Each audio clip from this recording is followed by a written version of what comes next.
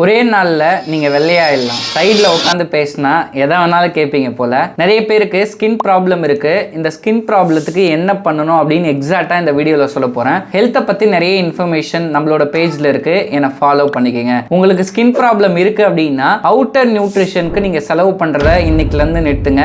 Inner நியூட்ரிஷனுக்கு நீங்கள் செலவு பண்ணணும். உடம்புக்குள்ளே என்ன கொடுக்குறீங்களோ அதுதான் உங்கள் ஸ்கின்னை வந்து பிரைட்டாக காட்டும். சிம்பிள். நான் ஒரு 3 ஸ்டெப்பு சொல்கிறேன். இதை கரெக்டாக ஒரு 1 மந்த் ரெகுலராக நீங்கள் ஃபாலோ பண்ணீங்க அப்படின்னா உங்களோட ஸ்கின் ரிசல்ட் சூப்பராக இருக்கும்.